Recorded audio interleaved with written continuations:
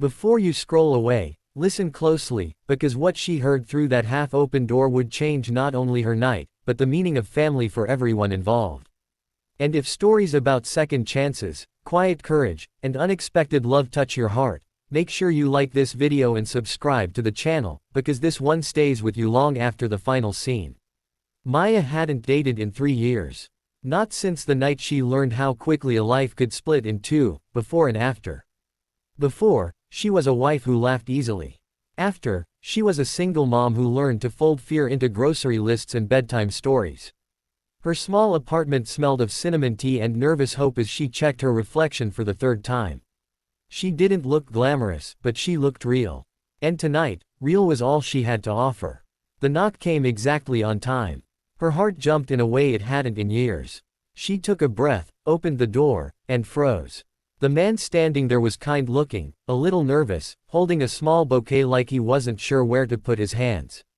But before she could say hello, before he could smile properly, he leaned in and whispered, almost apologetically, "My kids are in the car."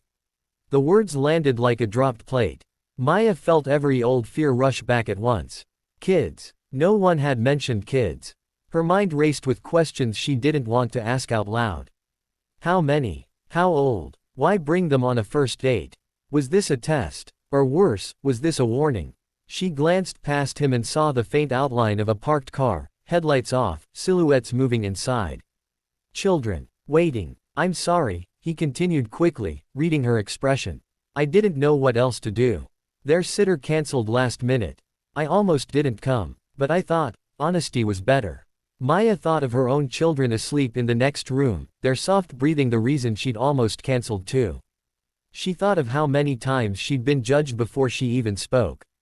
Slowly, she opened the door wider. "Come in," she said quietly. "Let's at least talk." They sat across from each other, awkward at first, like two people carrying invisible backpacks full of responsibility.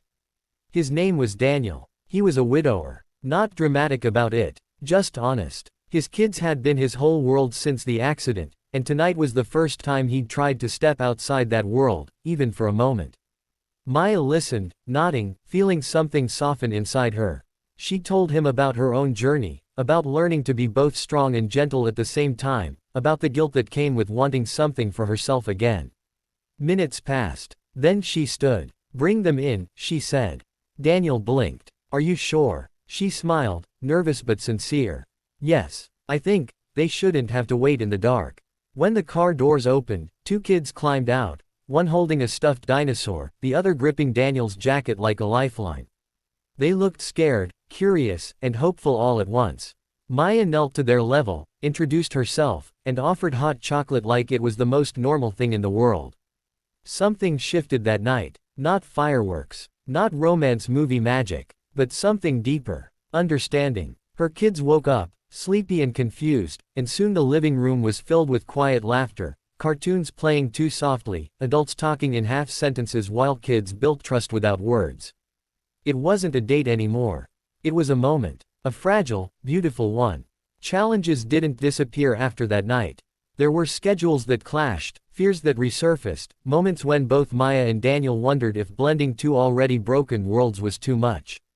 There were tears, misunderstandings, and nights where love felt heavy instead of easy. But there was also growth. They learned that love doesn't always arrive wrapped in perfection. Sometimes it arrives late, with kids in the car and fear in its voice, hoping the door still opens.